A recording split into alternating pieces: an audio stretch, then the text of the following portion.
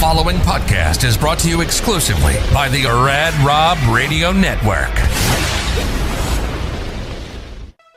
On this edition of Straight Up 5 with Johnny Petraglia Jr., we welcome PWBA Superstar Rocio Restrepo to the show.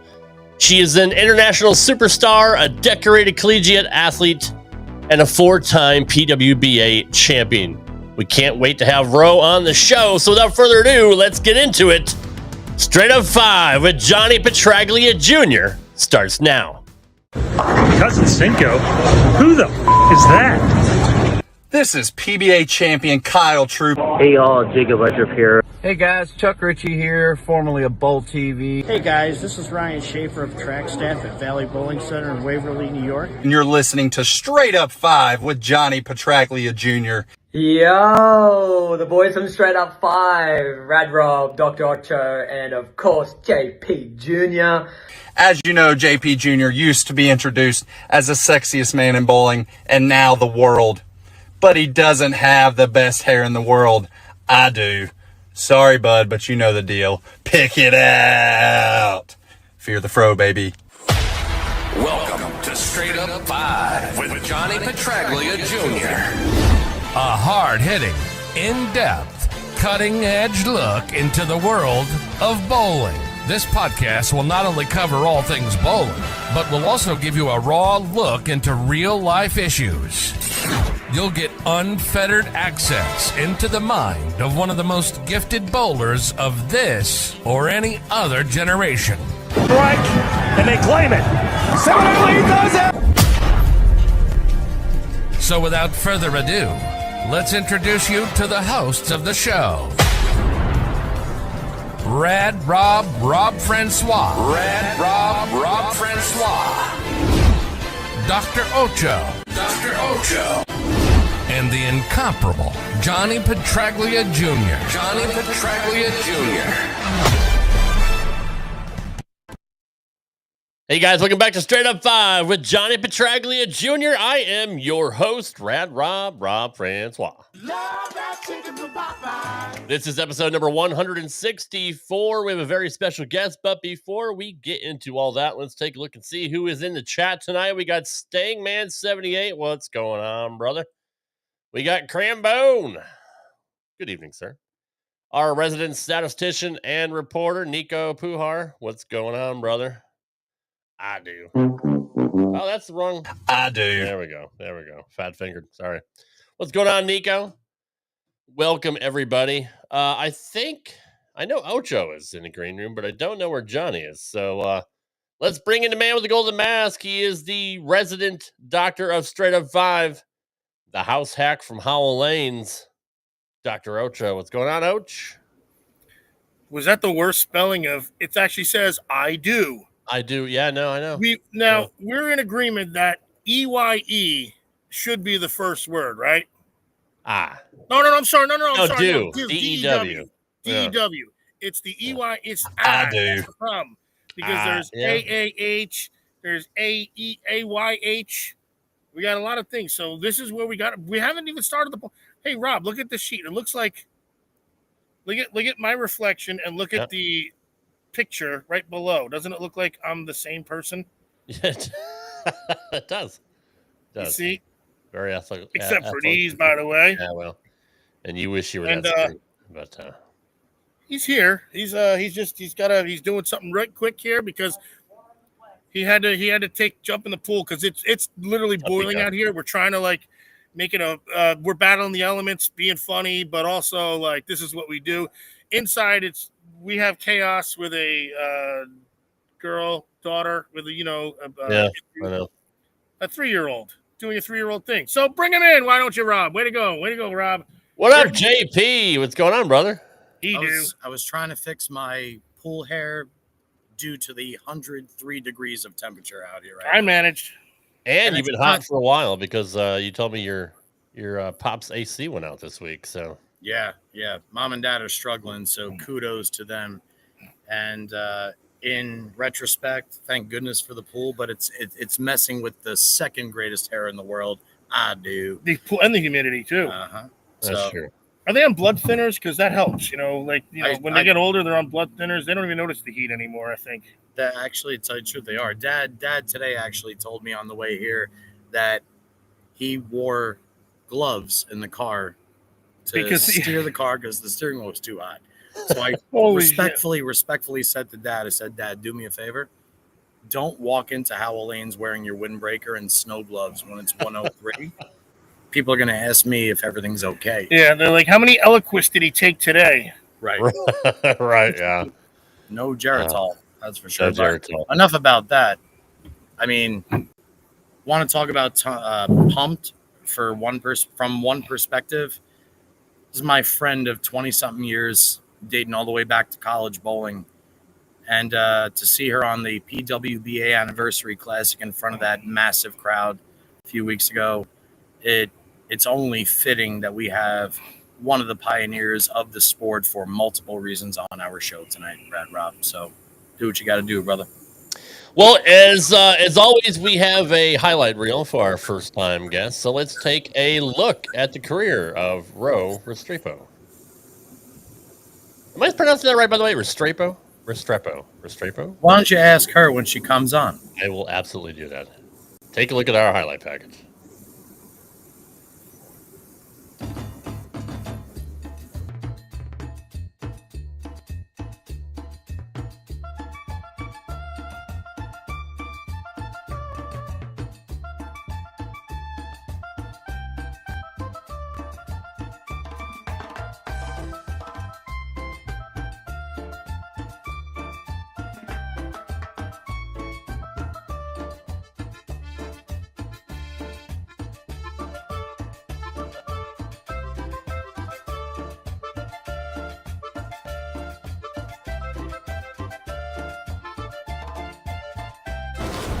She just needs a good pin count. I know, come on. Just needs 7 to shut out Lee Jane sit on the bench and win her first title.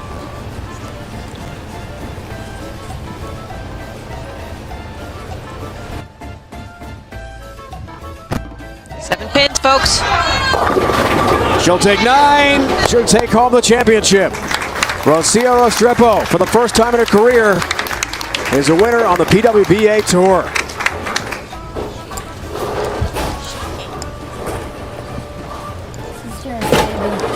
Work hard for this. Come on.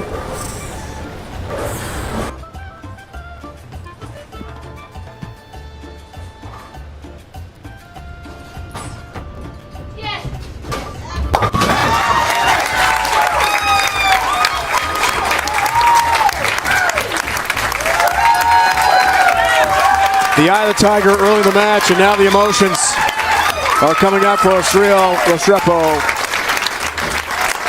And she's got a standing ovation because she's won on the PWBA Tour for the first time. What a feeling. The glasses are off, the match is in hand, and she's done it.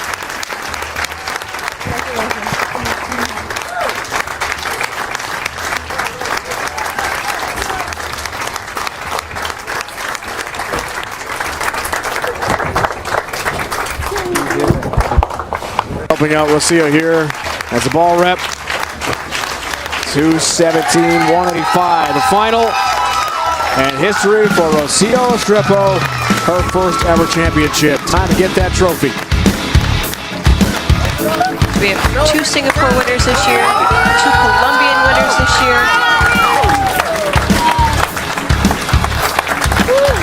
And you're looking at your 2016 PWA Greater Detroit Open champion.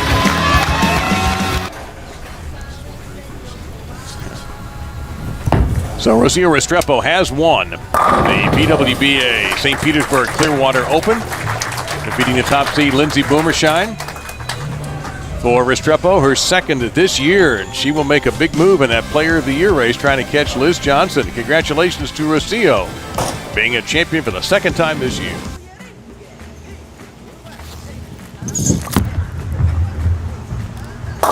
Needs 5, gets 8. And Rocio Restrepo has won the 2017 Cubica AMF PWBA Sonoma County Open with a victory here over Brandy Branca. With the utmost amount of confidence, she's one of our most animated and personable players on the ladies' tour. And she won her third title today. Rocio Restrepo, thumbs up. She's a champion again on the PWBA Tour. Congratulations all around. Who came through in that 8th frame with a big shot. There she is with Corey Krause, the proprietor of Seminole Lanes, handing her the trophy.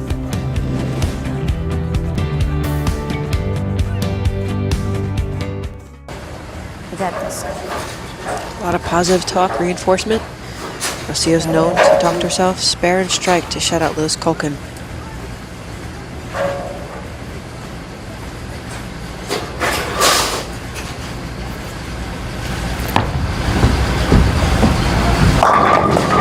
Big strike.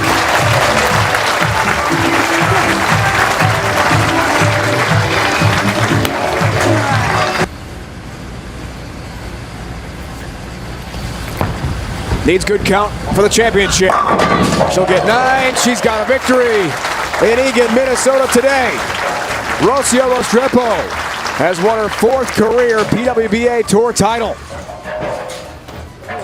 Congrats to Rocio, overcoming so much in 2018 to earn the victory today here in the Twin Cities.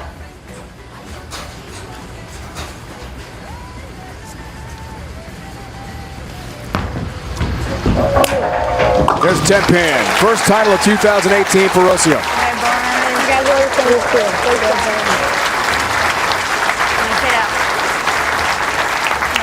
And her second show. I love you, baby. Her husband so proud.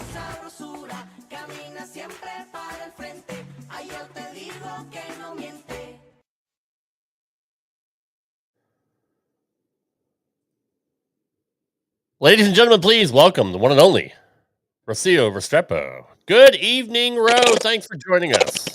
Hi, guys. Thanks for having me. Yes. Rose, such a pleasure to have you here. And on behalf of the entire Straight Up 5 team, thank you for taking time out of your insanely busy schedule for being here today. So thank you so much. No, I appreciate you guys. And thanks for taking me down that memory path. I was laughing.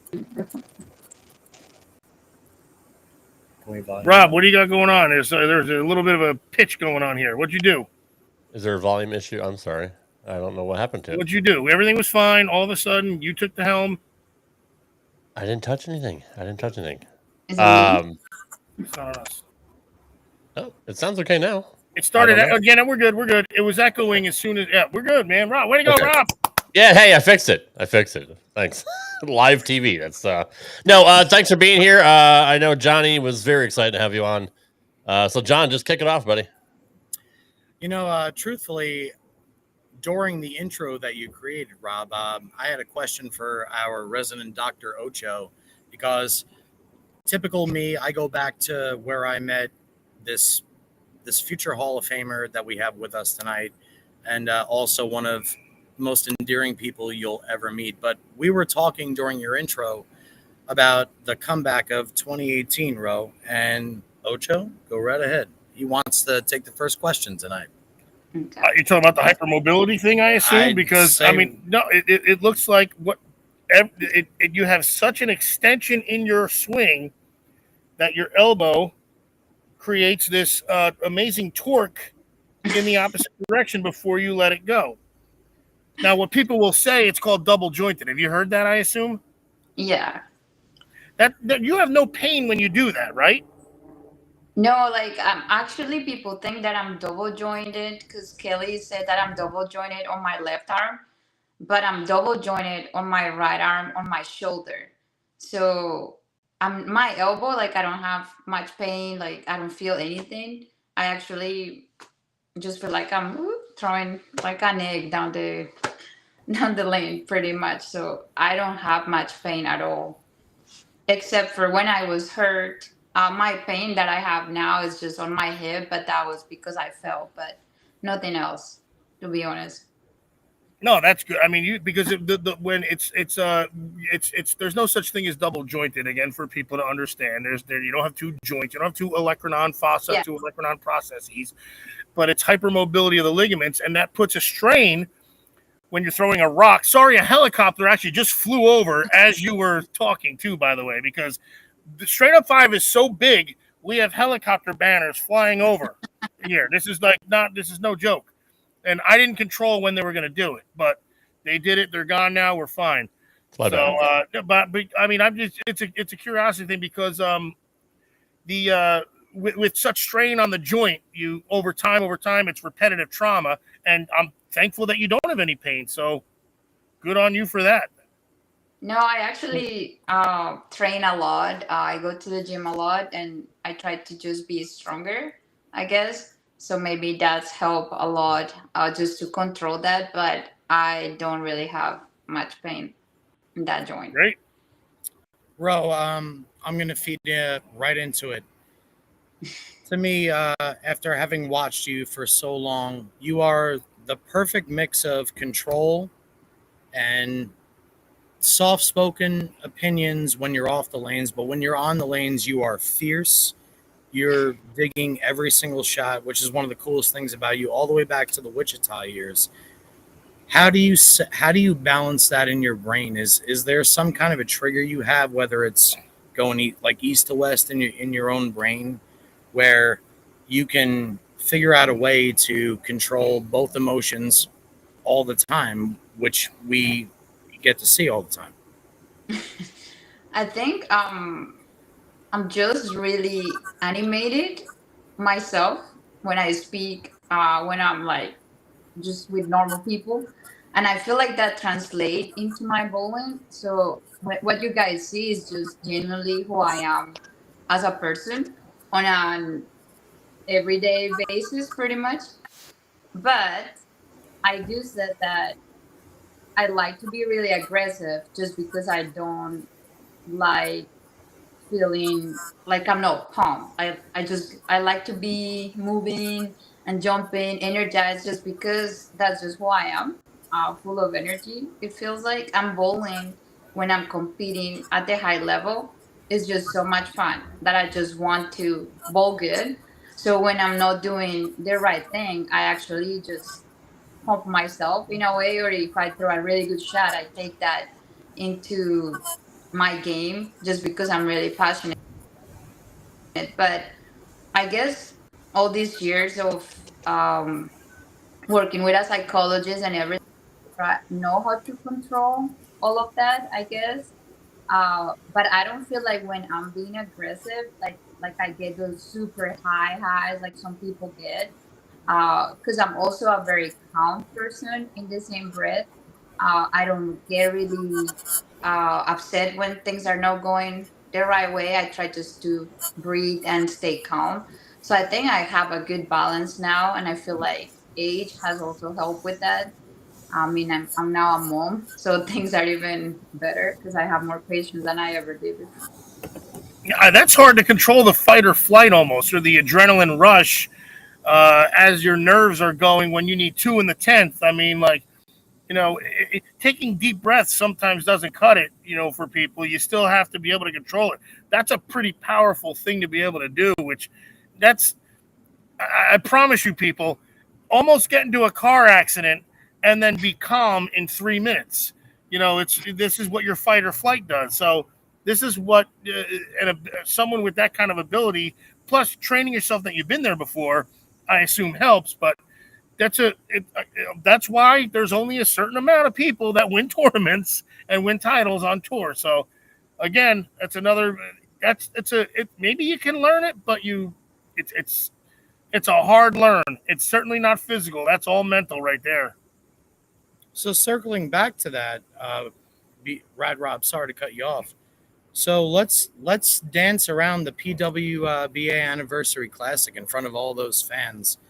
And just, was that a reminder of, obviously we know you're decorated, you will be a Hall of Famer, but was that a reminder of the energy from the college years? Like, did it re-spark anything, or like, What was going through your brain in your most recent telecast? I honestly felt like it was just an insane crowd. Just how the kids were so involved and they were just rooting up like every single one of us, but they were so into it. So it was so easy to fit into the crowd. To me, it did remind me of the college years in a way, but I feel like it's hard to describe the atmosphere because I feel like I've never bowled in something. I've watched Leanne and Kelly and some of the ladies do it, but I had never experienced it myself. And just to when I was looking at some pictures, you look so tiny and so small in such a big stadium, but what you felt is like all the light is on you and this is your time to shine, um, and just throw the best shots you can do. Obviously my outcome wasn't winning the event, but what I got with me was this is something that I'm going to talk about for a long time, and hopefully one day I can tell my daughter how I got there, how hard it was, and how many years it took me to get back on TV. uh, but I have never been on live TV because I've always been on the recorded telecast. I've been so close on the shows and I haven't gotten there. So when I got there, I was like, I want to do this more. I want to be on TV more often. So it was really cool. And I hope that bowling, professional women's bowling, gets more of that as well. You're muted, John. I can't. Johnny, you're muted, buddy.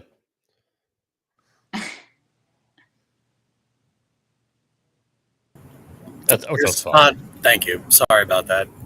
Now ask me if I can repeat what I just said. Absolutely no chance. But Ro, no, everything you just said and what I was trying to say while the mic was muted was our sport is just like any other sport. I don't care about men or women, but this one especially, as far as the talent when it comes to the ladies in our sport, is second to none. The control you guys exert while you're on the lanes, and I'm going back to when I used to practice with legends in the game like Liz Johnson, Marianne DeRubo, and Kelly Kulick, just to name a few. And then I go back to the college years with you, between you, Clara Guerrero, just to name a few from the team that I got to learn so much from. But another question that I have for you, Rob, before I pass this to you, is what is your biggest issue when it comes to bowling? Like, we have a lot of people here that'll say, oh, I thumb it down. I throw it too hard under pressure situations. How do I handle X, Y, and Z? What do you do when somebody who is emotional and wants to drag that ball over the 1 yard line for a touchdown for retrospect purposes? Like, what do you do to calm yourself down when you're in a spot where things just aren't working? I actually work. And also, real quick, Ro, move. Yes. As beautiful as those flowers are, come a little bit closer to the microphone. Just Can because you hear me there? the accent's fabulous enough, but Okay. I'm like this, and I don't want you to think I'm stalking you. Okay. I That's mean, fine. I speak really soft, so that's probably an issue. Perfect. So I work with a lot of psychologists throughout my career. I have had access to a psychologist since I was 12 years old, sports psychologist. And it's always been about what did I do? What didn't I do that I should have done that I had control of?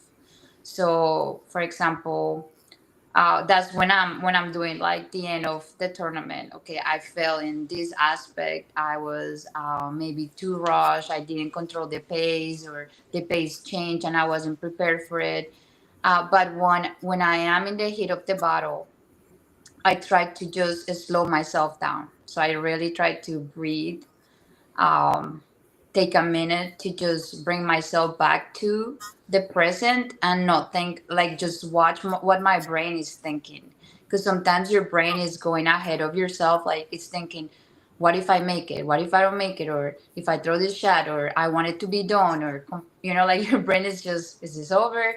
And I try to just tell myself, you gotta throw every single shot. Don't look at the scores. Control what you can control, and try to enjoy yourself right in this moment, because tomorrow is not for sure.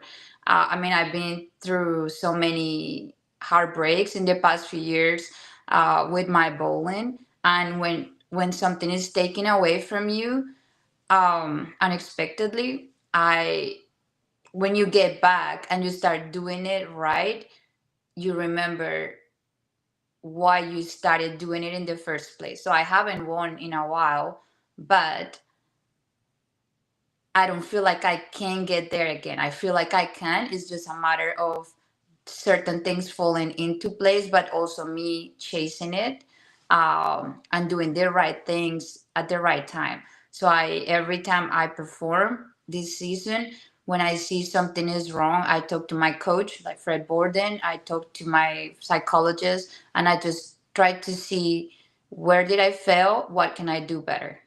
I don't know if that, I mean, I went around a little bit, but it helps when it comes to um, just trying to stay in the moment and do the best I can do when things are not going my way, sorry. It's a perfect answer because it's real. And what's crazy is you find a coach, and like you just mentioned, Fred Borden. That's the same person that my dad thanked when he bowled 300 on TV in 1994. Yep. As well as Ray Edwards and a few others. But I distinctly remember going to Stonehenge in Akron and working with Freddie when I was in my late teenage years. And he taught me very similar things to what you're saying right now. And we go through this all the time. Rad Rob, I'm going to pass this to you. I mean, you hear it all the time when you're bowling in just basic league. You hear it in tournaments. Oh, this condition wasn't suitable for guys that do this. It wasn't this. It wasn't that. And we hear all of the reasons why shit, respect my language, bro, is not working. But in the same respect, if you're willing to listen to the shit that's going to make you better, then you may as well take it. I mean, my dad's a legend. I wouldn't know anything about bowling if it wasn't for him. And I happen to live up the road from Parker Bone III. In case you guys don't know who that is, he's a really, really good lefty. But like, that's what I mean is that you listen to the best in the world, and this is the kind of stuff they're talking about. Go ahead, Rob. Go ahead. What was it the last several years? You mentioned having heartaches coming to bowling. What happened after your initial couple of years? So basically in 2018, I was training really hard in the gym. Like I said, I'm into fitness. I like to stay in shape. And then I didn't realize it, but I had some issues with kidney stones because of the proteins that I was taking, getting dehydrated from traveling. Although I drank a lot of water and everything, I was just, I suddenly got sick. And then I got sick with kidney stones, and the doctors could not figure it out for a while. Then obviously that was affecting me. Anyone that's had a kidney stone in their life knows that is not the most fun thing in the world. But I've always had this issue where I can't grade my pain high enough. So they don't know what's going on, so they don't take me seriously. I literally was bowling Queens in 2018 and had an infection, a kidney. I had a UTI due to a kidney stone. Yeah. And the doctor was going to send me home, and I had to tell him, I'm throwing up. I literally can't keep anything down. I think this is not just cramps. I think this is more than just that. I feel like I have found out later on, now that I've been having issues here. Sometimes as a Latino woman, you're not taking as serious when you go to the doctor than if I was like a white person. And I never thought of that because obviously I'm Colombian.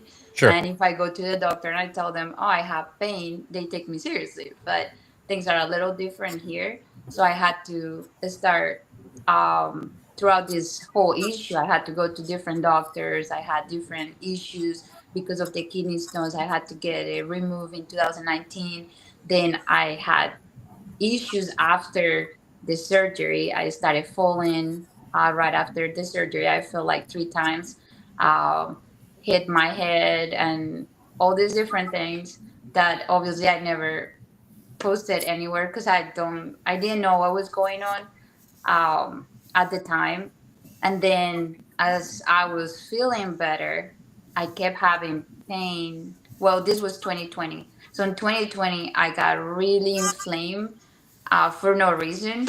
And it's obviously we had COVID, so our training has changed. I was part of the national team of Colombia. I've been for 20 some years.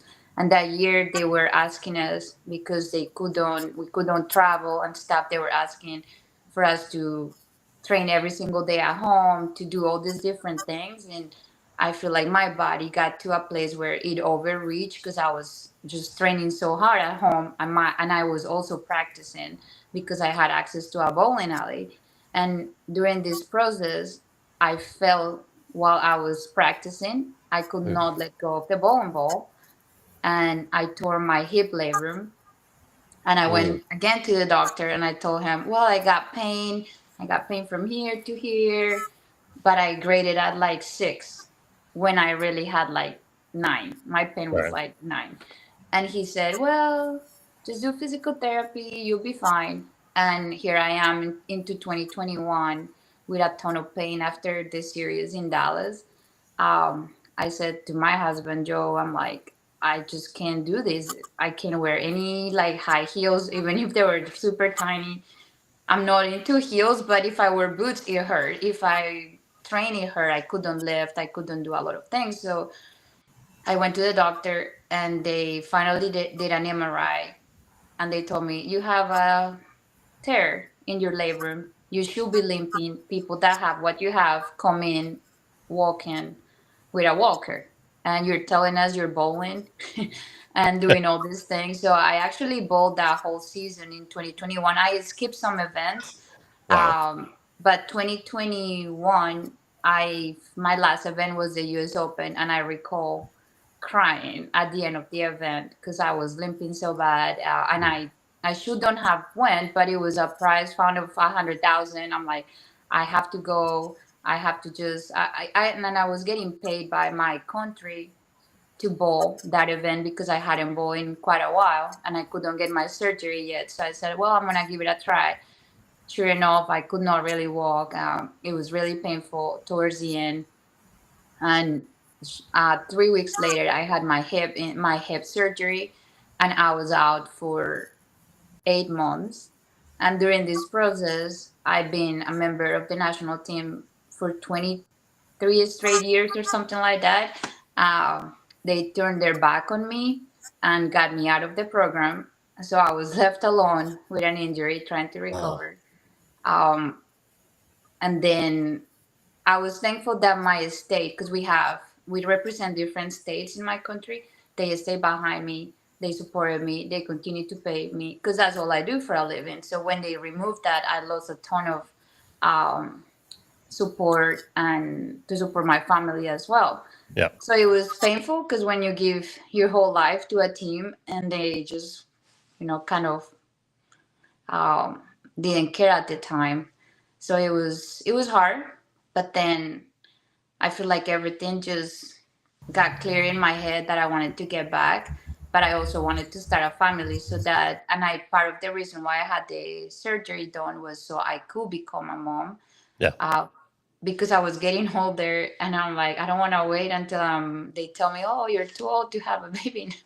So I wanted to get it done.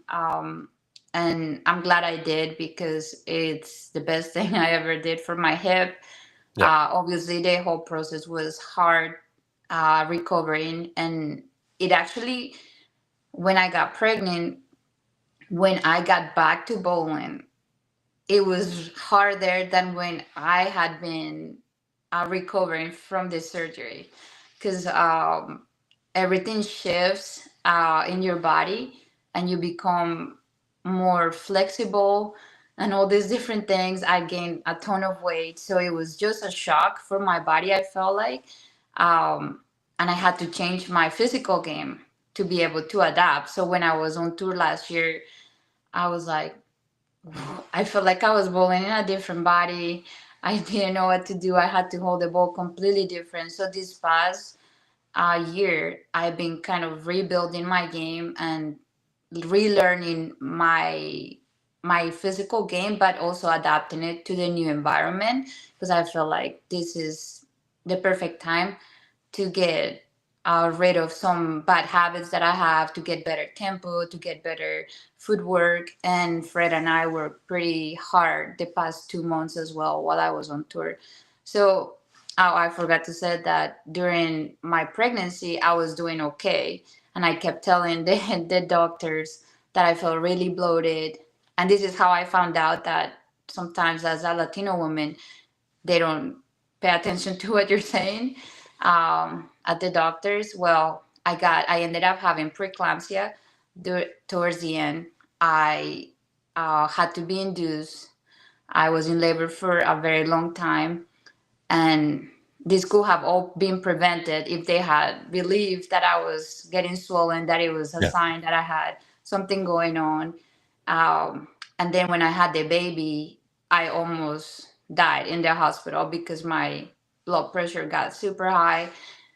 So here I am I just had a baby. I don't know if I'm gonna make it. I'm in the ICU. They have me for like a whole week in the hospital, and then I come home with super high blood pressure. I've never been that sick in my life. I didn't know what to do, and then I'm navigating this whole new mom, not sleeping very good. So it's been quite like the crazy thing going on with my health, but I feel like we are in a better place now. I'm finally just getting better, so I can focus more on my bowling. Wow, that's quite a lot, Johnny. Yeah. Ro, let me be the first to say thank you so much for sharing that with us. That was the world's a better place with you here, and God bless your beautiful baby. And thank you so much for sharing that with us. Rob? That's quite the ordeal that you had to go through, and to come back stronger like you did, at the anniversary show. That's a good thing. That shows that you're going in the right direction. You're moving towards getting back to where you used to be, which is harder as we get older. I mean, Can we change the realm there based off what you just said? Because despite all that, still badass as you know what, right? More than ever. Yeah, I mean, you look fantastic. So obviously, you're getting back into game shape. Obviously, your hip is better, and getting the pregnancy weight off, and kind of finding your way, navigating through life.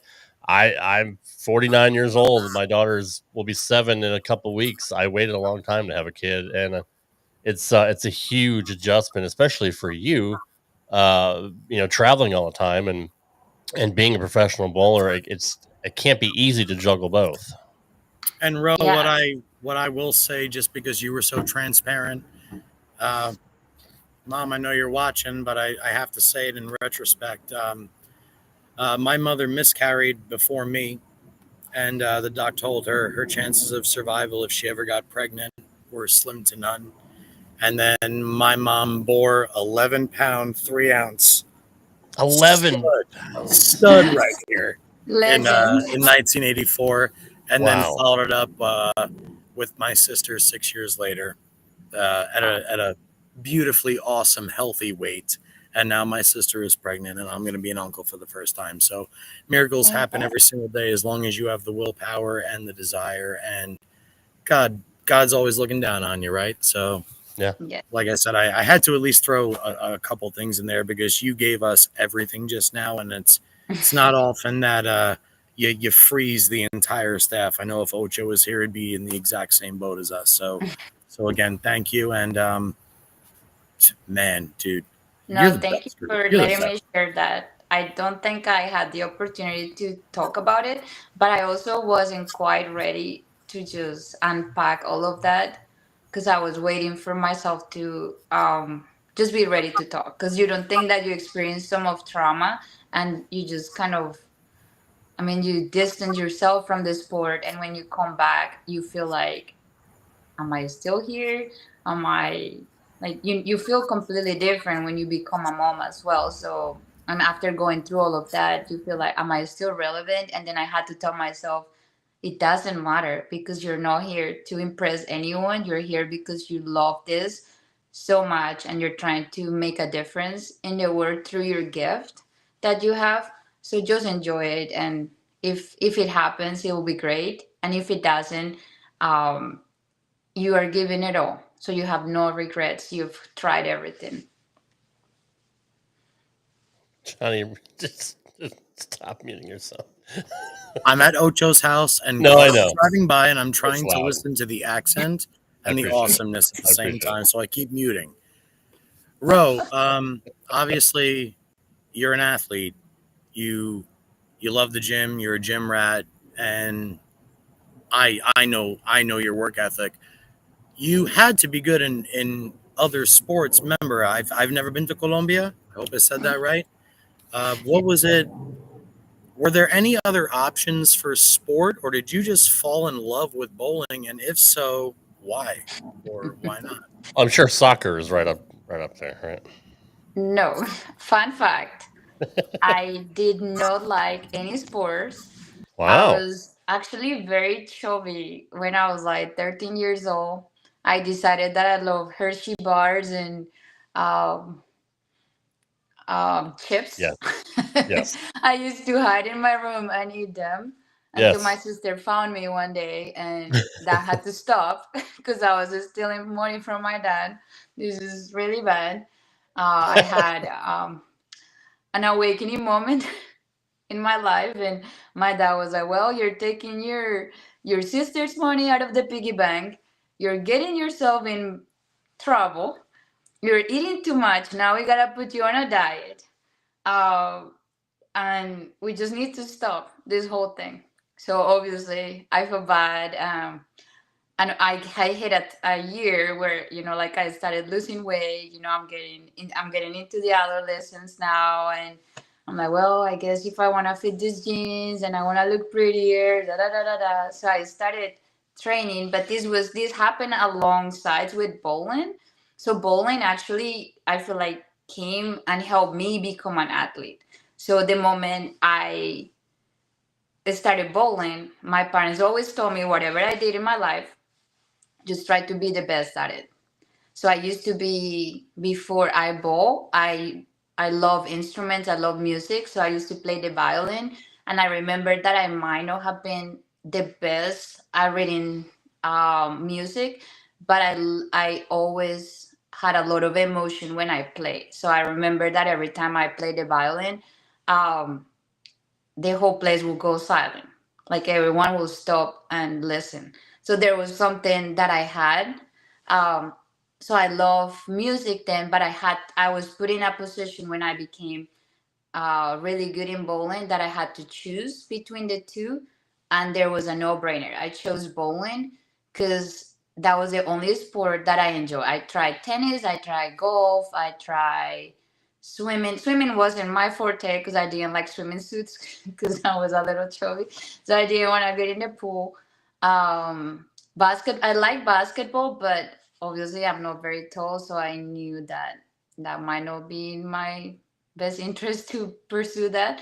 So I was not into sports, and no one in my family was into sports. No one ball besides me, because my parents are all into being educated. So my parents are both lawyers, and my sister is a brain surgeon, and I'm the professional bowler.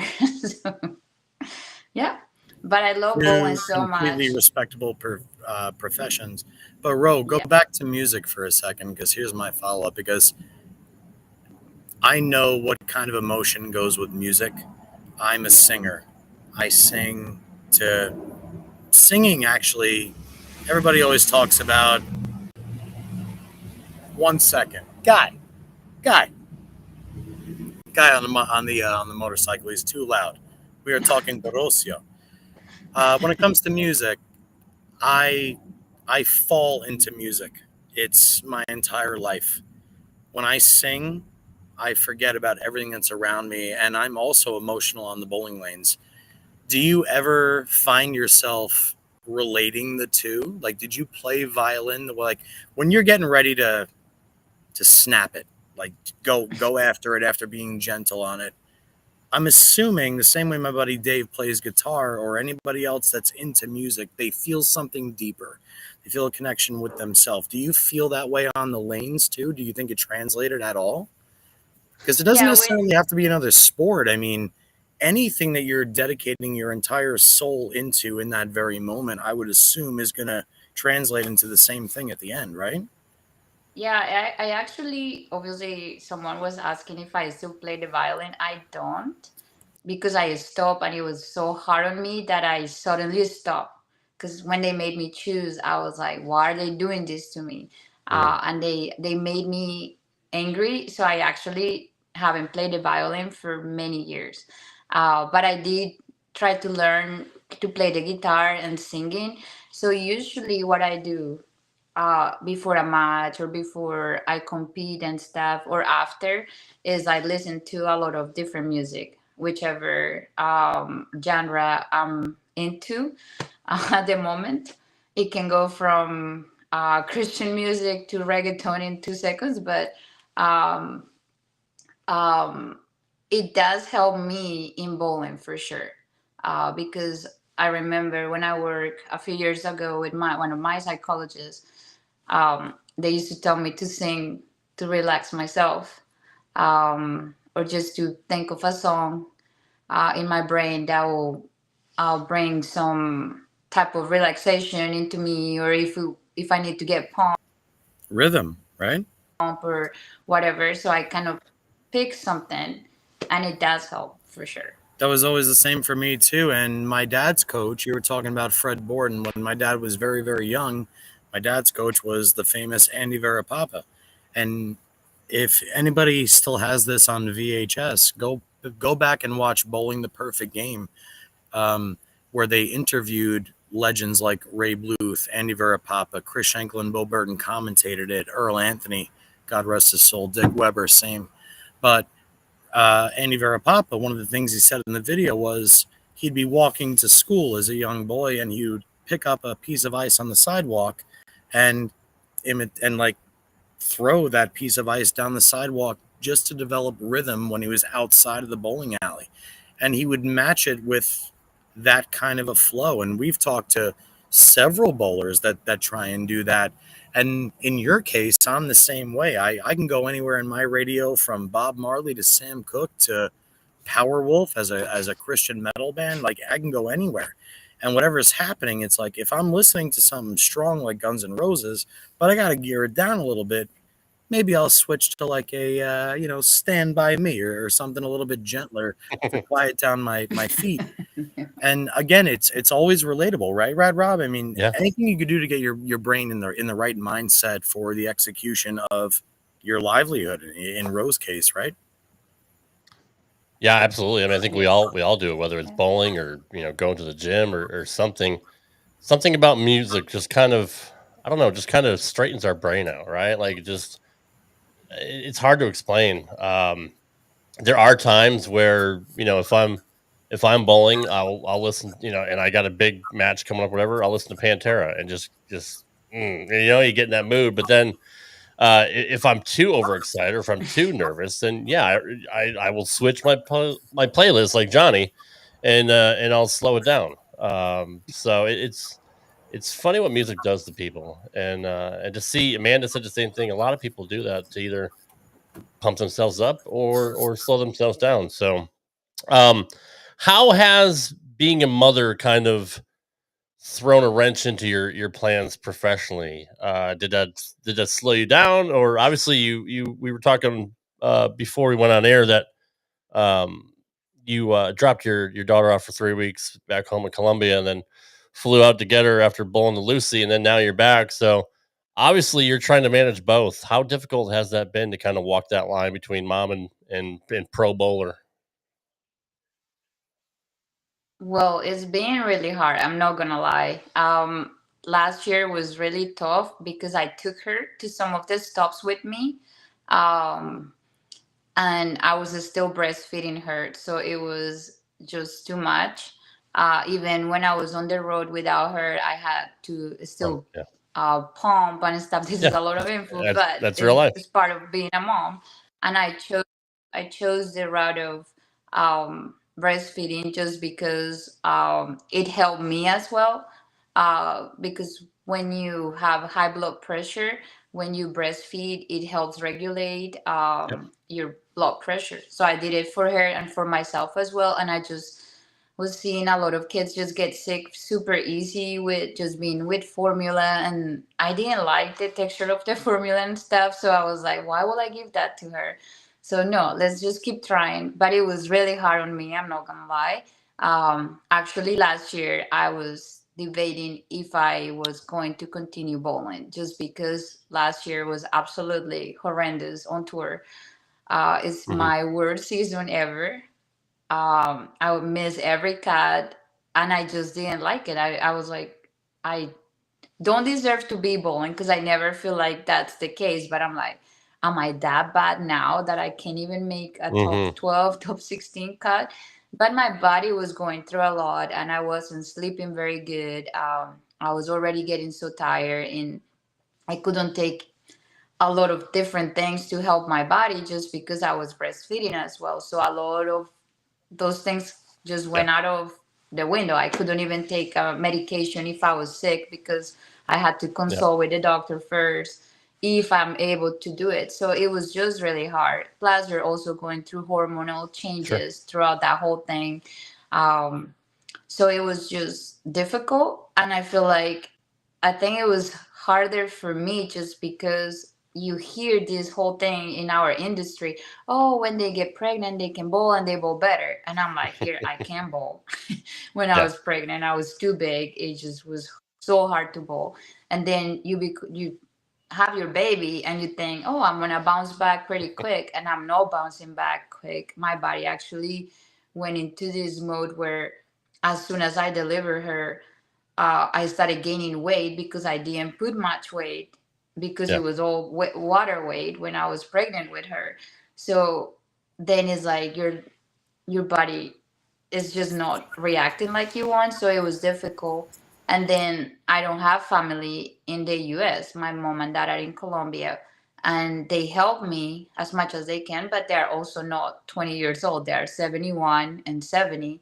So for me to ask them to watch a toddler, sometimes it's really hard on them.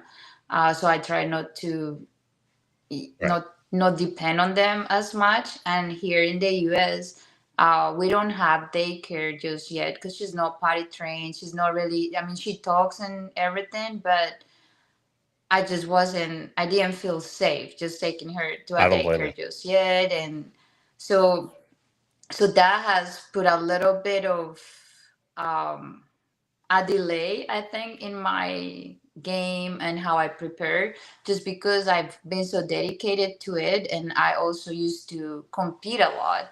So for like a whole, after like last year, I only competed in 2 events before the tour started.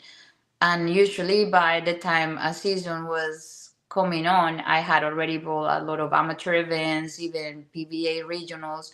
But I've always said that when I became a mom, I really wanted to enjoy my time with my baby because it goes by really quick. And family is my priority, has always been. I told my husband I want to be a really good mom because I know bowling I might not get a chance with her in the future, but with bowling, I know it's going to be there.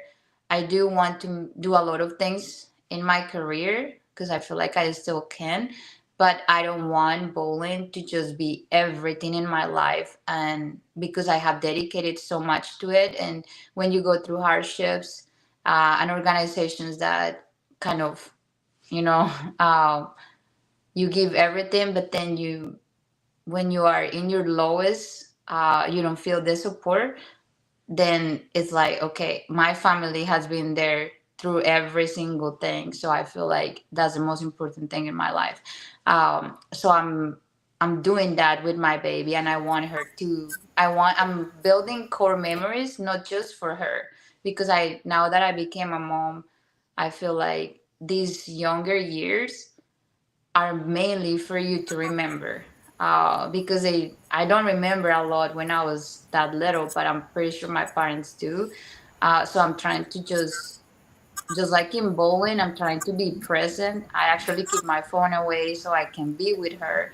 Um, because once she goes to daycare and then she goes to school, my time with her will be minimal, and I want to make the most impact in her life so she can go in the world and be a great human, and she can treat people with kindness. And I feel like that can only be learned through the house in a way. And how I raise her, I want her to make a difference, and to do that I want to show up for her. Physiologically, you made the right decision So too, it's been because hard, but it's been even very fun. breastfeeding alone is, like you said about formula. They don't really give it's called IgG antibodies, and that boosts their immune system. They cannot get that. Formula is good, but they cannot get that from formula. They get it from breast milk, and that's why to make that decision to deplete your body is still going to be worth it for your baby in the long run. I promise you that. And but it does deplete you. It drains you. You're now you've sacrificed so much between the pregnancy, and now your hormone levels are off. Your estrogen, progesterone are way off. Sometimes the cortisol gets super increased because of it. So that's why you notice, like, when you think you bounce back, no, your body has now produced an abundance of cortisol to balance with what has transpired in your body. It's a trauma. It's a trauma technically, but it's an amazing trauma, and that's how life goes on. But the fact that you did breastfeeding, it's going to be worth it. I promise you, 1,000%, because you're giving her those antibodies. Him or her? What the hell was it? Her. So you're giving her. So I have a daughter as well, and I didn't breastfeed, but we had someone else that did, and she would get discouraged if she couldn't pump. And I said, look, you're giving her life right now. You're giving her immune system boosting antibodies. This is your IgG antibodies. It's wonderful, even the slightest bit. So it's so well worth it. And that's how evolution started. We didn't have formula 150 years ago, so you did it right, and the sacrifice is going to be well worth it in the long run. I promise you that from the bottom of my anatomical heart. Yeah, I mean, my wife did the same thing. She, in fact, she'd even use breast milk. My wife would use breast milk, like if she got a bruise or a cut. I mean, it would literally wipe it out like that. Like, it had just such healing properties. It's amazing. Plus, you have that bonding. It's called the colostrum. It's what it is. It's called the colostrum. It's and it also, like, it'll. It's not in the later stages. It usually shouldn't be in, but in the early stages, it's definitely there. There's healing properties, and plus you get that bonding time too with your daughter. Of course. I mean, that's. I got plenty. And my daughter loved it. I mean, she breastfed until she was about 3, but I mean, that was just their special time, and it did. We went through COVID with that, and she never got sick. I mean, neither of them got sick. It was pretty remarkable what the body does to Rob, you should have breastfed. You wouldn't have gotten sick. Obviously, you got COVID 18 times already. I think I did. I don't even know why I'm still breathing. You missed earlier. He's not wrong. You missed earlier about complications that Ro was talking about through having kidney stones and super high blood pressure, and that's what I was trying. That's for her labrum and was still bowling. And she's hardcore athlete in the gym. I mean, the high blood pressure sometimes isn't too uncommon, but the kidney stones, my gosh, because that's going to really throw things off. Well, the blood pressure came about with the pregnancy. I almost died after I gave birth. Oh, this wasn't during pregnancy. I thought this was. I had preeclampsia. Yeah. But kidney stones came about because I have this. Obviously, when I get sick, I choose the rarest thing in the world. So I had one of the most rare kidney stones as well. So like 5% of the population get what I had, so they didn't know why I was It wasn't forming just them uric and acid whatever, so I crystals or had to anything like that. Like completely usually stop. uric acid crystals is what we call for a kidney stone, but you managed to be an anomaly somehow. Yeah, very rare. And what happened is obviously I was taking protein shakes, and at some point I started taking creatine, uh, but my body just did not react very well to it. So there for a long time, I had to avoid proteins and different things just because they didn't know what was causing it. And I had to go through a lot of testing for that as well. And now I'm slowly adding supplements, but I'm making sure that I don't How many depend on grams were them. you So taking a I day? Do you choose remember? to eat. Of protein? No, I wasn't taking more than And 120. every 3 hours ish, I But I was guess. training a lot. And yeah, I used so, yeah. Go ahead. My question was when you said you reintroduced supplements, because remember, I know I don't look like it now, but I did try this for like 6 years, and I'll get back to it. Are you slowly reintroducing things like branched chain aminos or essentials? Are you doing anything with glutamine or creatine? I have a very dear friend whose daughter, I actually diagnosed her this weekend out on the boat and said, honey, you're a weightlifter and you're out on the boat with your friends in this 100-degree heat, and you're taking creatine as one of your supplements, which usually means you have to double your H2O intake from, at this case, maybe 200 It's straight ounces dehydration as for 100. one, and then cramping, and then But not to mention the strain on the kidneys also. But are you trying, just because I know your figure and I know your athleticism, are you reintroducing things as gentle as that? Are you trying to bring in glutamine, carnitine? Like, what are you trying to do? So when I talk about it, because I don't, so I bowl for Colombia still now, and I went back and try out and made the team, so I'm back. So we are not allowed to take anything that can possibly be the banned substances. So I've never really used a lot of different things because they could potentially cause, or we can potentially test positive if the lab is not approved. So we only have certain things that we can take. So although I'm allowed to take creatine and amino acids and stuff like that, I have chosen. So I was very low on my protein at some point because I was scared, and it was hard for me to eat uh, a lot of protein just because. I mean, I like yogurt and stuff, like Greek yogurt, but when I eat too much of it, my stomach hurts and stuff like that. So I was getting bored of just eating chicken, steak, eggs, like just those type of proteins. So I'm slowly adding protein bars here and there, and just trying to do different things. Just add a little more at a time. To see how my body reacts, but I'm not taking. I tried to take creatine a couple months ago, and I started feeling sick, so I'm not taking it anymore. I had some digestive issues, so I was like, well, I guess we're not gonna give it a try anymore. So I'm only on like protein shakes here and there, and um but nothing else really. The creatine's very hit or miss anyway with how much water it holds in your muscle, which the cramping will start. There's usually like a phase where like, okay, I'm overdoing it, so my legs are cramping a little bit, and then you almost have to back off. But it's still very hit or miss depending on what your activities are. If you're bowling or exercising and doing other things, then it's almost it's a crapshoot.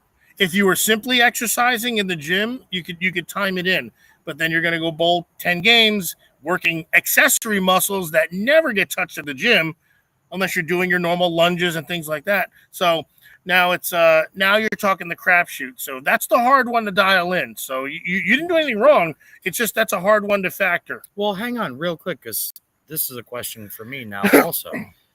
when you do start creatine, typically the preload phase, they'll tell you to take 20 grams for the first week. Power up and yeah, right, fine, which you don't have to do anymore based off of whatever new science has been introduced, just like bowling. But if you're only taking the 5 mgs a day, no matter where you stick it, whether it's pre-workout, post-workout, with breakfast, in your orange juice, it doesn't matter. Does it really affect it that much? Depending on what your activities are, for sure, because it's holding it's holding water in the muscle, and it's holding the muscle that has been exercised, that's had resistance to it. So now it's like if you did a full body workout, where's it going to go? Where's the water going to go? Where's the water going to hold? Why aren't you still anabolic for, say, 90 minutes afterwards? At a minimum. At a minimum. If you were to take your 5 grams after and then still but then you go bowling with the water, but then you go bowling. And that's what it is. It's not getting the water. That's what it is. You're missing. I see. So you have to phase it, and that's where it's hit or miss. That's why it's hit or miss, because now you might have exercised some other muscles, and they're like, well, shit, where's mine? So, anyways, and this is the kind of stuff you get on Straight Up 5. I'm teaching myself something. Thanks, Ro. True story. And you did nothing wrong either. That's the thing. Don't worry about that. But it's just dialing it in is the hard part, and sometimes it is making a hit or miss. So I think also with a lot of those supplements, people don't realize. I mean, my husband Joe, his dad used to be a power lifter, and he used to train bodybuilders, so he understood the science behind all of that. And I knew it too, but it was just hard to get enough water, especially when I was traveling. It didn't matter if I was eating the right things or whatnot. When you put your body through all those games, especially the women's tour, people didn't realize the first few years of the women's tour, we used to bowl 32 games in 2 days to win a title. And then you have 3 days at home and bowl the next 32 games the next week. And I was bowling for the first 3 years on tour. I was bowling pretty much every game. And we also have like 2 practices because we have the practice session on Thursday, pro-ams, and then the next day we have practice session in the morning. I was showing up to the practice session. So my body was going through a ton of stress, and you don't think that you're going through that, but you are. And I feel like now that we're getting older, a lot of the ladies that started the tour, I have seen more injuries in those the last few years, just because the load is so much. There's nothing to compare it to. Like when we bowl 36 games and you're bowling every week, and there's no much time in between, it's so easy to overwork. And if your body's not prepared, you're going to have injuries and you're gonna get hurt as well. That's spot on. And then you throw in, I had a bad week where I'm pressing even harder, or you're struggling to get a check, or whatever the case may be. And that's all the little intricacies that people miss in any sport. But respectfully, Ro, the thing, and I said that stone sober, not typical Johnny with the shit. You saw that. Yes, I did it once. But you've combated it your entire bowling career, and you seemingly do it with the same face, the same confidence, the same control all the time, which I have to just give you straight kudos for that, because that's amazing. Everybody is at some point triggered by something, and for as long as anybody that's watched you perform, you are the same person all the time. And that's the coolest thing about it, is somehow you've harnessed all of these issues, and for whatever reason, whoever your saving grace is says this one is supposed to be here, setting the tone for people to follow. And you've done that. And I can definitely tell by the chat tonight on this show. What do you guys think about that? Yeah, I mean, she's remarkably resilient, having to go through everything that she went through with the kidney problems and the infections, and then falling down, hitting her head. I mean, that's also Ocho can tell you the brain's a very, very sensitive thing, and it's any jarring of it. Yeah. Well, and also, let's say you jar it once, then the least amount of jarring next is gonna do the same effect. It's like taking a paper clip and unfolding it and trying to put it back together. It don't happen. You know what? I'll make it relatable for our viewers for strictly bowling. Or a bowling ball hitting so many times. Go ahead. Again, I'm going back to Dad. 1978, my dad had the front 11 in the Long Island Open against Mark Roth with his coach Andy Verapapa watching. $10,000 and a new Mercury Cougar if he threw the next one for 300. Dead yanked it, left it 2-4. 26 years later, or whatever the number is, in 1994, I asked my dad after he actually threw the 12th one to shoot 300 for $100,000 and send me and my sister to college. What was going through your mind on that last shot? He said, I remember the 298 in 1978. I remember exactly what not to do. Resilience was a word somebody brought up. It's the reminder to yourself. It's the beauty inside, and we all have it. It's innate. At some extent, we all have that. And like we've said from day one, Rad Rob, we always try and bring people that have that. Yes. One of my idols of all time popped in tonight just to say hi to Ro, and that's Carolyn Doran Ballard, which, by the way, has the longest consecutive strike streak on television to this day, throwing a wild thing. Let's go, CDB. That's the beauty of sport and the power of the brain. That's at least how I feel about it. Well, we're glad you're back on track, Ro, and hopefully moving forward. I know you still want to balance. I'm still nuts. You want to balance being a mom and being a pro, but I mean, hopefully you'll find that kind of. You said rowing, yeah. Jesus Christ. Hopefully you can find that balance. I feel like now, the thing that I was feeling like I was missing was why. There for a minute, it was like a fine line. I couldn't really see it because when I first went out on tour, I was so determined and like winning and this, but I was also at a completely different phase in my whole life. And I still enjoyed it a lot, but it's so easy, so much easier when you're going through the good times. But it's when you started struggling, trying to redefine that purpose and kind of find yourself again. And I had lost some of that because I felt discouraged, like when COVID happened and with my injury and just fighting, for myself, because the doctors weren't listening. So it was tough because you feel like, the language makes it hard sometimes to kind of explain what you're going through. Yep. Although I feel like I don't speak the words English in the world, I try my best. But trying to put into words what you're feeling is just difficult. Or sometimes you're dismissed because they don't think that. They think you're spoiled and maybe, she's fine, but I wasn't. So then the past few years have been, okay, let's go back. Why do we do this? And then every time I go out there, I do have my bad moments where I'm like, oh, why am I doing this? But then I question myself and I cry. Like people don't see those things. I cry when I don't bowl as good as I want. Not every single time, of course, but if I'm struggling and I don't see the picture or whatever, I just obviously talk to my husband a lot. I'm like, okay, why is this happening again? Or what can I do better? And then he always brings me back. We're doing this. He's like super supportive with me. So I'm like, okay, he sees something that sometimes I feel like I don't see in myself. So I'm like, okay, if I try to look at myself through someone else's eyes. And then when I do that, I'm like, why would I like them to see?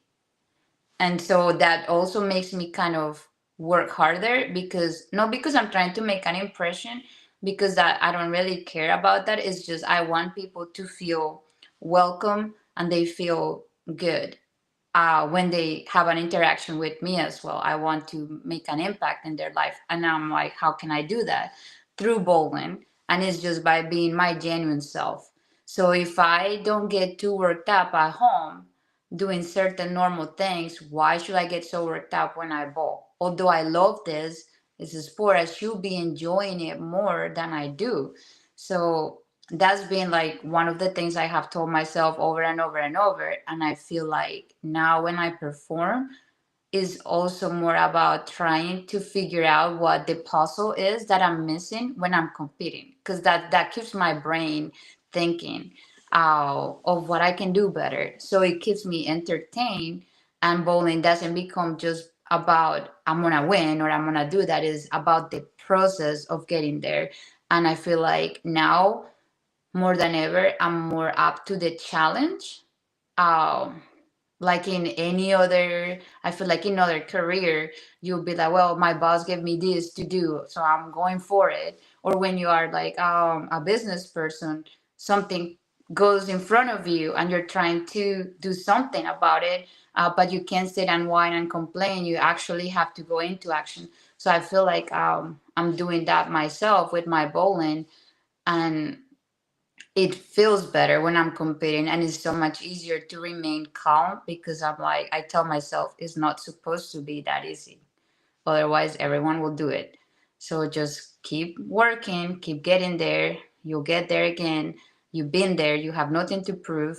Just enjoy the ride, because when you get there, it'll be worth it. So I just keep telling myself that every single time I show up. I don't know how long it's going to take. I know it took me a long time to become a world champion, although I've been in that atmosphere and I have won multiple things. There was one thing in my career that I didn't have at some point, and then when that happened, it just kept happening, and I'm like, well, see, you just gotta keep grinding, it will happen. For everybody that watches our show that ever second guesses themselves at any time, please rewind this show back for the last 3 minutes or whatever it was. That was so beautifully spoken and so true, and anybody can relate to it.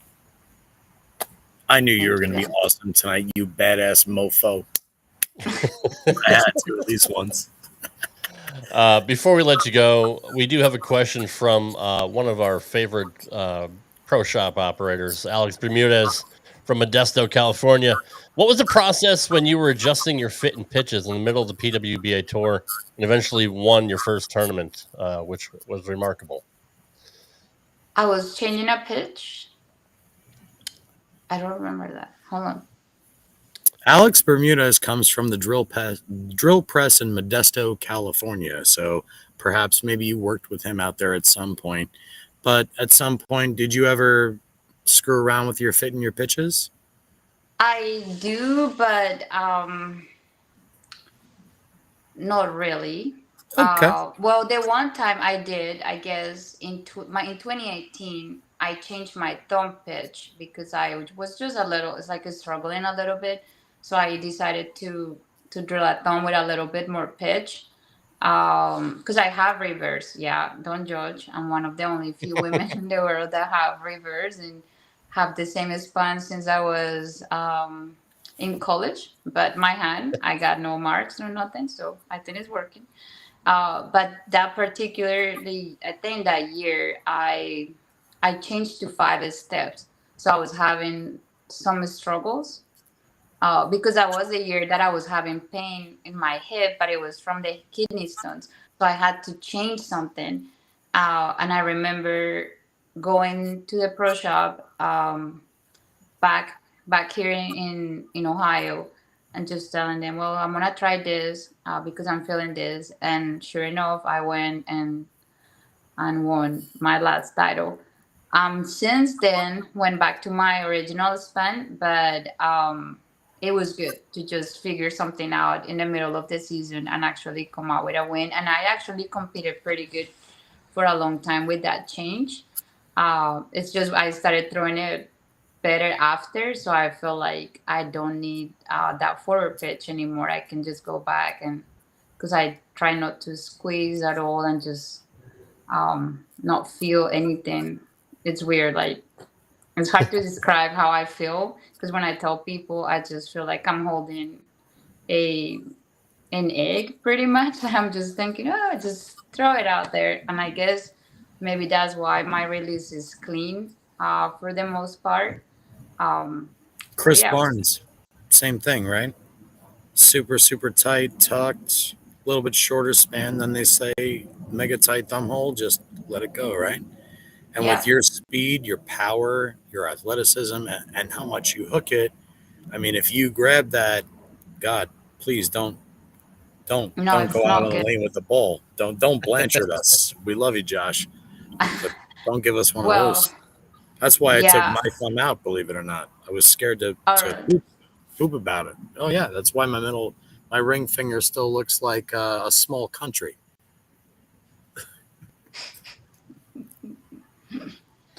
Final question: What is Sound of what are your silence? favorite 3 balls of all time?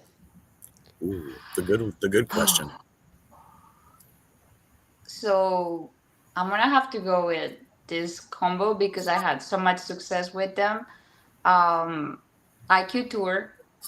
I don't have one currently in my arsenal, but when I used to throw them, I used to throw like 8 a year or 9 a year because I throw them so much that I'd like to keep like a fresh cover on them. Marble Pearl, used to love the Marble Pearl, and High Road Pearl. Mike Marcus, you heard it from Roe, brother. We all miss you. High Road Pearl. Heck yeah. Those are 3 great balls. 3 pretty solid picks there, Rad Rob. Especially the I'm a IQ Brunswick Tour. guy, and those are solid picks. No, me too. But I mean, that IQ Tour is all time great.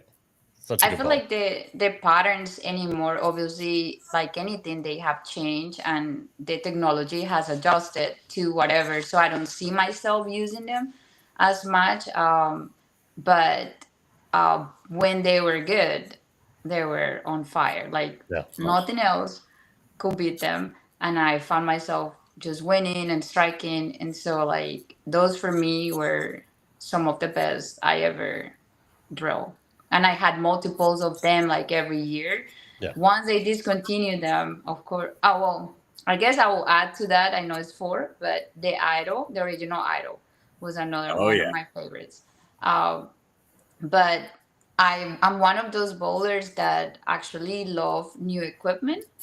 I'm like when like Roto Grip comes out with a new bowl, I'm like maybe I want to win because I just love how some technology, like the new technology, just gives you like a different shape um, than you probably had in the past. So I'm always willing to try some of the new stuff just because I'm like, well, I would like to see where this fits in my arsenal. So I don't try to just because they discontinue anything, like everything at some point. So I'm Sure. like, well, they're gonna make a better bowl in the future. But those 4 were some of my favorites of all times, and they actually lasted in my bag for a very long time as well. What do you like right now? So my Rockstar, I have a pin down Rockstar that I probably has. If we have all 160 games on tour, I probably thrown mine 120 of them with that ball. I have a 1 pin down, 1 pin up. I was super excited when they came out with the High Road 40, just because I love the High Road Pearl so much. And it reminds me of that, but with a ton more kick down the lane and overall just a stronger motion. Sure. I like the Ion Pro, the blue one, just because I feel like it's an improved version of how my IQ tour was. I mean, it's too early to say that it's going to replace my IQ tour, but I like the shape, and I actually bowled good with it at the US Open because I was missing that shape. So it's in my bag. I have 1 pin up and 1 pin down. And the gremlin is growing on me. It's too early to say that I love it, but I've thrown it decent enough the past 3 weeks that's been out, so I think it might have a chance to stay in my bag for quite a while. So those 4 balls I have thrown a lot this season. So That's I'm surprised you didn't throw an attention star. That seemed to be a very popular ball over the last year. if Make I'm it really 5, honest, Rob. if I'm really honest with you, I'm probably one of those bowlers that can make some really good balls look bad sometimes. The refs tell me, please just put it aside and take it away. The attention star, I think I've thrown 4 of them, and I have yet to probably shoot more than 220 with This them. doesn't match up with you, huh? Really? That's No. funny. Yeah, that's Yeah. sick. I get it. Look, Yeah. man, Rob, I get it. That's There's funny. some balls that I love and everybody hates, and there's some balls that everybody loves, and I'm like, I just don't get it. Is something wrong with me? Bro, I love my swamp monster. I don't care what you say about that ball. I don't care. Eat you know what for saying that out loud again, Rob. Now I'm staring at you. It's proactive, Johnny. Come on. Yeah, circa I don't 28 even know what years that ago. means. No, That's it was. before Ro and I were in college, bro. And that ball stunk then. Can we let this fabulous person go? We've kept her long enough. We can. Ro, we really appreciate you being here. I'll sign off for Ocho. He's taking care of Gabriella. Yeah. She had a long day today. And before Rob closes, Ro, seriously, from the bottom of my heart, great to connect with you again. Great to see you on TV again. Send the love to the baby and to Joe. Is the baby's name Riley? Am I wrong? Sophia, and she has my.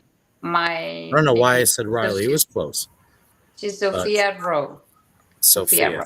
Well, you send all of the love from everybody that's known you and your beautiful family for all these years. Keep working your ass on the comeback trail, and you always have a spot here on our show. And thank you sincerely so much for being here. Go ahead, Rob. No, I'm just gonna back up the same thing. We really appreciate you taking time out. I know you're super busy, and thank you for sharing your story, because I didn't know that about you, and that's really remarkable that you're able to pull through all of that. And I'm glad you're on the other side, and we didn't lose you, because that could have very easily happened. But thank you for being open and honest about that. And anytime you want to come back, we would love to have you on. Thank you so much for having me. And thank you to everyone that watches the show. I'm hoping that you guys got to learn a little bit more about me and my story. I don't get to share it much. I try to keep it kind of to myself, but thank you for this time and for this space just to share my life with you guys. I really appreciate you, Johnny and Rob, and John as well, for having me. Absolutely. You Take so care. much. Good luck the rest of the season. And we'll keep in touch with you. Thanks, Ro. Sounds good. Have a good night. Thanks, you Good night, too. girl. All right. Bye-bye. Good night. Man, John. What a badass chick, right? And if you just go back 20 years, she talks and acts and is the exact same person. And we love consistency.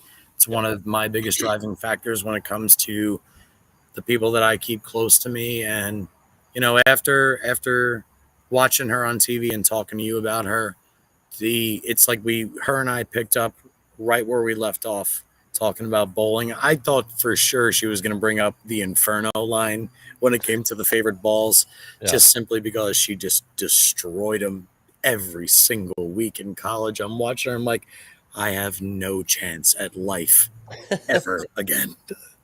Between her and Clara Guerrero at Wichita, it was a very exciting time in my life, and the fact that I can still call her a friend and she delivers that much really, really awesome, deep, real stuff to the entire community is awesome, dude.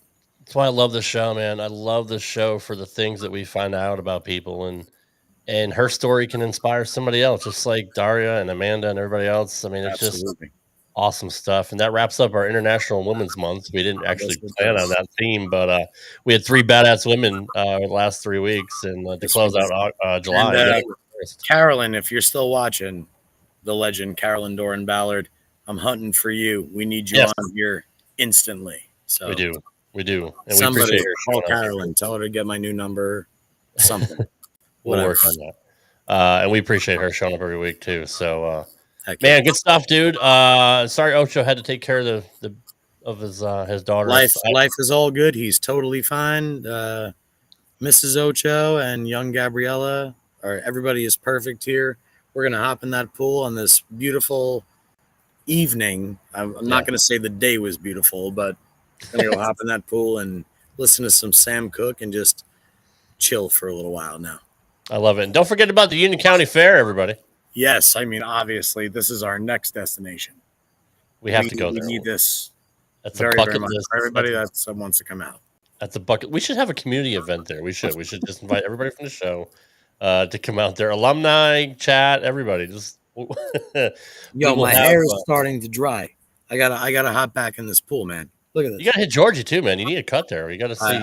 I do need a cut. I do. Especially tonight, man. My neck hair is connecting to my back hair, so we have to.